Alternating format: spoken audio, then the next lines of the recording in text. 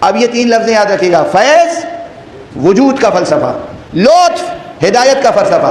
اب انسان کو مزید بھی کچھ چاہیے، اندر سے آواز آ رہی ہے، یاد رکھیے گا، اندر سے آواز آ رہی ہے، باہر سے آواز آ رہی ہے، اندر سے ایک طاقت اچھائیوں کی طرف اور خدا کی طرف آگے بڑھا رہی ہے، باہر سے ایک طاقت بلا رہی ہے، راستہ دکھا رہی ہے، لیکن اس کے باوجود بھی زمین سنگلاخ ہے، پتھر ہیں، کنکڑیاں ہیں، کانٹے ہیں، دریا ہے، سمندر ہے، رکاوٹیں ہیں، ادھر ایک شقی کھڑا ہے، ادھر ایک سرمایہ پرست کھڑا ہے، ادھر کوئی اور محارب کھڑا ہوا ہے۔ یہ جو رکاوٹیں ہیں، ان رکاوٹوں کو دور کرنے میں بھی اگر انسان اپنے اندر کی آواز سنے، اس پر لبیک کہے، نبی کی آواز سنے، امام کی آواز سنے، لبیک کہے اور آگے بڑھنے کی کوشش کرے، پوری کوشش کرے، تو اب فیض کے بعد، لطف کے بعد ایک تیسری چیز آتی ہے، اسے کہتے ہیں توفیق۔ توفیق کے کیا معنی ہے؟ اب سمجھ میں آئی توفیق؟ توفیق عرض کر لینے دیجئے، وقت گزرا جا رہا ہے لیکن عرض کر لینے دیجئے، یہ سب کلیدی لفظیں ہیں، ہر زبان پر ہیں لیکن اس کے معنی نہیں جانتے یا غلط کانسیپٹ لیے بیٹھے ہیں۔ توفیق کا ورڈ جو ہے یہ نکلا ہے، روٹ ورڈ ہے اس کا واو فے قاف، وفق۔ اسی سے اردو زبان میں ایک لفظ عام ہے اور ہندی میں بھی ہے، موافقت، عام لفظ ہے نا۔ کوئی شخص کوئی کام کرنا چاہتا ہے، آپ اٹھے، آپ نے کہا یہ کام بہت اچھا ہے بھائی، میں بھی آپ کے موافق ہوں، آپ کے ساتھ ہوں، یہ کیا ہوئی؟ موافقت، ٹھیک ہے۔ موافقت کے مقابلے میں کیا چیز ہوتی ہے؟ مخالفت۔ جب میں نہیں ساتھ دوں گا، مجھے سمجھ میں نہیں آئی بات آپ کی، میں آپ کے ساتھ نہیں ہوں۔ موافقت کے معنی ہے ساتھ آ جانا۔ اب چونکہ وقت نہیں ہے نا اس لیے ایک جملے میں کہہ رہا ہوں، توفیق جو میں نے کہا، وجود کیوں عطا کیا اللہ نے؟ بتقاضائے فیض۔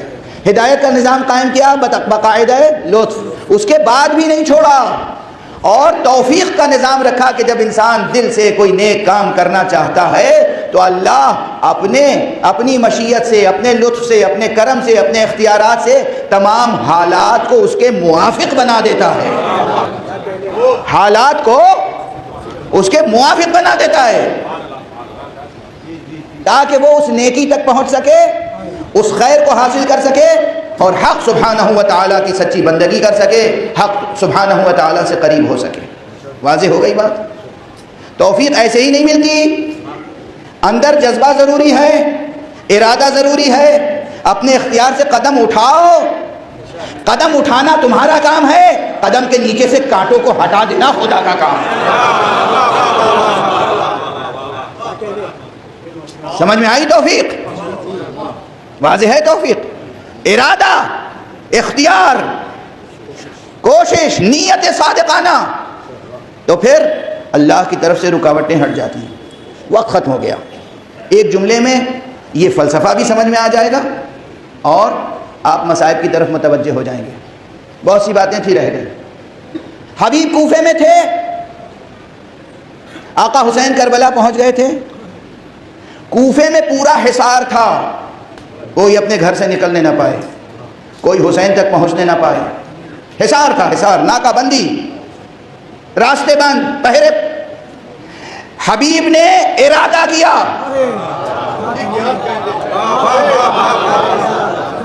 حبیب نے گھر بیٹھے ہوئے تھے نا، حبیب بیوی کے ساتھ بیٹھ کے دسترخوان پہ کھانا کھا رہے تھے، حبیب نے ارادہ کیا، تیاری کی، گھر سے قدم نکالا، اپنے نوکر کو گھوڑا سواری کا دے دیا کہ جاؤ فلاں جگہ۔ واضح ہی سب سنتے رہتے نا، اس سے درس کیا لیا؟ جب حبیب نے ارادہ کر لیا، قدم اٹھا لیا، تو ہر گلی پر پہرے ضرور تھے مگر کوئی پہرا حبیب کو روک نہ سکا، حبیب کو توفیق حاصل ہوئی۔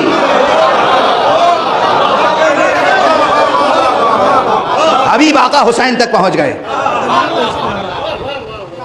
حبیب کو توفیق حاصل ہوئی، حبیب آقا حسین تک پہنچ گئے۔ حر، پہلے حر کا جذبہ تو ہو۔ حر نے تجزیہ کیا، نیت کی، ارادہ کیا، تو وہ 30-32 ہزار کا لشکر حر کو روک نہیں سکا حسین تک پہنچنے میں۔ توفیق،